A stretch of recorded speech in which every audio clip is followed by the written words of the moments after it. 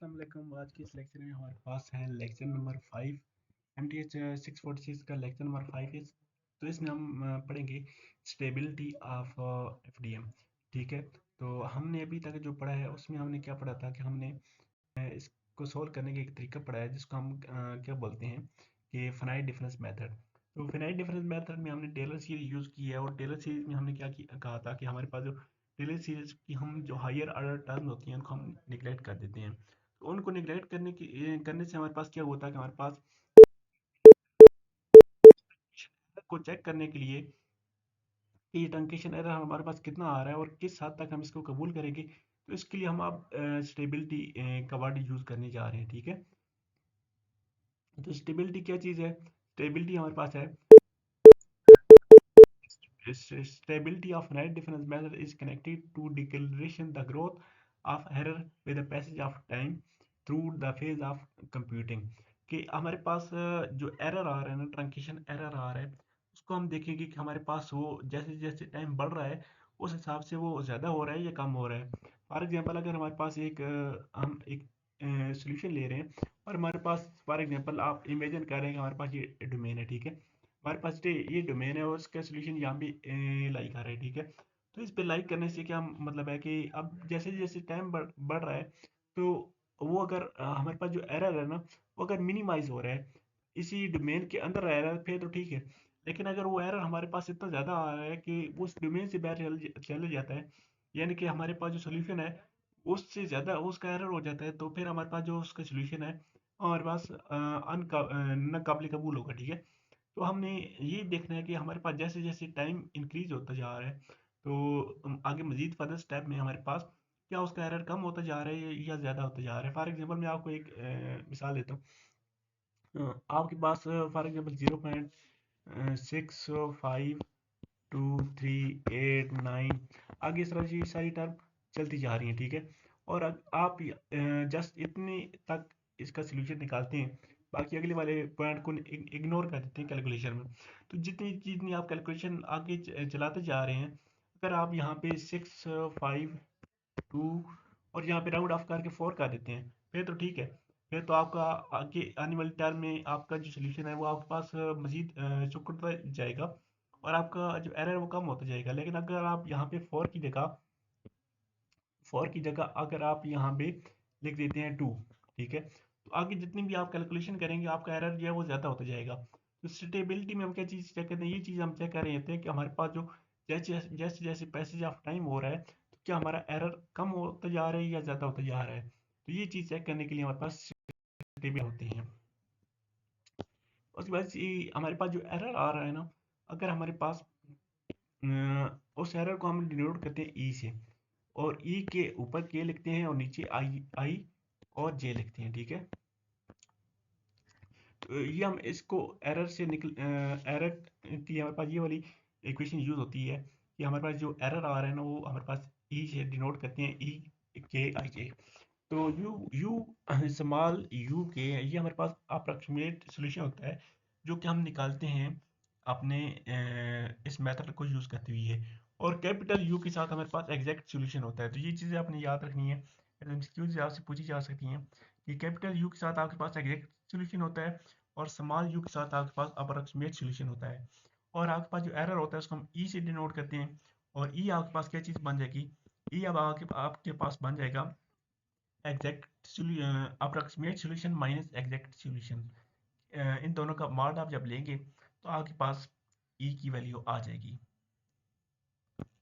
तो अब हमने ये डिनोट करना है कि क्या ई की वैल्यू हमारे पास जो आ रही है क्या वो पहले ज़्यादा होती जा रही है या कम होती जा रही है। तो इसको चेक करने के लिए हम ये स्टेबिलिटी को यूज़ करते हैं। तो स्टेबिलिटी के लिए आपके पास ये क्वेश्चन आ जाती है कि के आपके पास क्या चीज़ है। के आपके पास जैसे मैंने आपको बताया था कि आई और जे आपके पास एक्स और वाई कोऑर्डिनेट है और आपके पास जो के कोऑर्डिनेट है ये आपके पास टाइम कोऑर्डिनेट है, ये हम टी के लिखते हैं। ठीक है, मैं आपको अगेन लिख देता हूँ, टी और सब कोऑर्डिनेट हम के लिखते थे। तो ये आपके पास टाइम कोऑर्डिनेट है। तो जैसे जैसे टाइम बढ़ता जा रहा है तो क्या वो एरर ज़्यादा होता जा रहा है या कम होता जा रहा है। तो इस इक्वेशन को अगर आप गौर करें, इस इक्वेशन में क्या चीज़ लिखी हुई है, ई की पावर के प्लस वन लेस देन और इक्वल टू ई की पावर के। यानी कि एक पॉइंट के ऊपर आपके पास जो एरर आ रहा है उससे अगले पॉइंट, उससे अगला पॉइंट क्या होगा, ई की पावर के प्लस वन, अगला टाइम उससे होगा ना, उस टाइम एक ऐड कर रहे हैं तो उस अगला टाइम हो जाएगा। तो अगला टाइम आपके पास, अगले टाइम के ऊपर जो एरर आ रहा है वो आपके पास कम होना चाहिए उससे पिछले टाइम के ऊपर। तो ये इसकी इक्वेशन बन जाएगी, स्टेबिलिटी इक्वेशन भी इसको बोलेंगे। नेक्स्ट आगे देखते हैं कि स्टेबिलिटी ऑफ एफडीएम। तो यहाँ पे आप देखेंगे matrix stability analysis. The matrix stability analysis applies to finite difference scheme on each grid point. तो ग्रिड पॉइंट के ऊपर हम जो सोल्यूशन निकालेंगे उसमें हम मैट्रिक स्टेबिलिटी एनालिसिस को यूज़ करते हैं।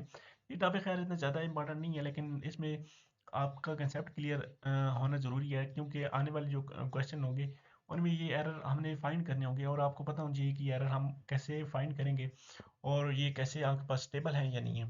तो जस्ट इनका आपने कंसेप्ट लेना है, तो बाकी इसमें इतना ज़्यादा याद करने वाली कोई चीज़ नहीं है। बस स्टेबिलिटी ऑफ एफडीएम क्या चीज़ है कि आप, अगर आपके पास दो मैट्रिक हैं ए और बी, उन दोनों के आपके पास द पैसेज ऑफ टाइम आपके पास कि इस तरह इक्वल आ रहा है, तो आप जब ए इनवर्स बी निकालेंगे ना, तो ये आपके पास less than or equal to one आना चाहिए, ठीक है। ए इनवर्स बी यानी दोनों मैट्रिक्स का ए का इनवर्स लेंगे, उसको बी के साथ मल्टीप्लाई करेंगे, तो उसका जब मार्ड लेंगे तो आपके पास लेस देन वन आना चाहिए। तो अगर आपके पास लेस देन वन आ जाता है तो आपका जो सोल्यूशन है वो आपके पास स्टेबल है। अगर आपके पास वो less than or equal to one नहीं आता तो आपका जो सोल्यूशन है वो आपके पास स्टेबल नहीं हुआ, आपके पास with the passage of time आपका एरर जो है वो इंक्रीज होता जा रहा है। उसके बाद एक और हमारे पास मेथड होता है स्टेबिलिटी को चेक करने के लिए, हमारे पास होता है फोरियर, जिसको हम वॉन न्यूमैन मेथड भी कहते हैं। This method is applicable to the linear finite difference partial differential equation when partial domain is periodic. हमारे पास पार्शियल डोमेन पीरियोडिक होती है। पीरियोडिक होने का क्या मतलब है कि आपके पास वो किसी खास पीरियड के अंदर लाई करती है। फॉर एग्जांपल हमारे पास जो साइन कास की वैल्यू होती हैं, इस तरह से एक पीरियडिक होती है कि उसी वापस उसी टाइम के ऊपर आ जाती हैं। यहाँ से अगर स्टार्ट हुई हैं तो यहाँ से घूम के वापस उसी पॉइंट के ऊपर आई हैं, फिर आगे चल के फिर वापस उसी पॉइंट के ऊपर, फिर वापस फिर उसी पॉइंट के ऊपर, तो इनको पीरियडिक बोलते हैं। तो जैसे ये आपके पास पीरियडिक होगी तो वहाँ पे आपके पास राइट डिफरेंस मेथड में ये आपके पास लीनियर होनी चाहिए। To test whether the finite difference scheme is stable then it is sufficient to look round off error. तो हम राउंड ऑफ एरर निकालेंगे, जिनको सिंपली हम एरर्स कहेंगे, should not amplified in the calculation with the time. तो with passage of time वो आपके पास एम्पलीफाइड नहीं होनी चाहिए। This is numerical error introduce and repetitive number of calculation in which the computer is constantly rounding the number to the some decimal point. तो बड़े point को हम डेसिमल पॉइंट के अंदर कन्वर्ट करते जाता है हमारा computer. Round off error EIJK, ठीक है। ये आपके पास राउंड ऑफ एरर आ गए हैं। Actually difference between the numerical solution of real computer with finite accuracy, ठीक है। तो ये हमारे पास फिनाइट एक्यूरेसी और हमारे पास जो सोल्यूशन आता है उसके दरमियान जो एरर है उसको हम एप्सिलॉन आई जे के बोलते हैं, ठीक है। वी डिनोट UIJK एंड ये हमारे पास एग्जैक्ट सोल्यूशन आता है UIJK, और हमारे पास जो एक्यूरेट सोल्यूशन हमारे पास आता है वो कैपिटल UIJK के साथ आता है, ठीक है।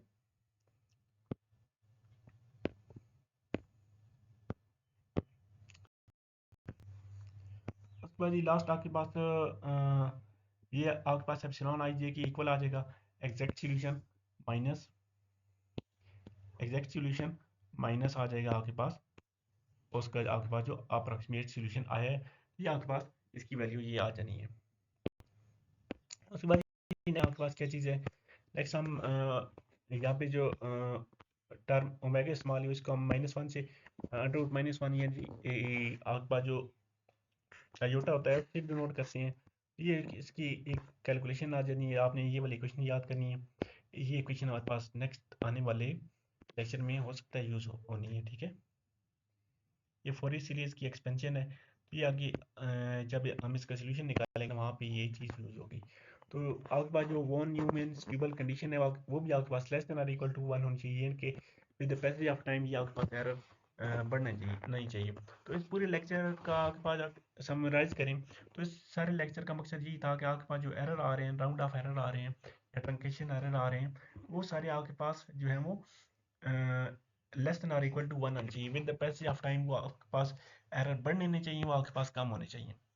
उसके बाद नेक्स्ट लेक्चर में हम कंसिस्टेंसी एंड कन्वर्जेंस पे बात करेंगे, और उससे आने वाले लेक्चर में फिर यहाँ आपकी एग्जांपल स्टार्ट होनी जा रही हैं, तो वहाँ से आपको क्लियर अंडरस्टैंडिंग होना स्टार्ट हो जाए।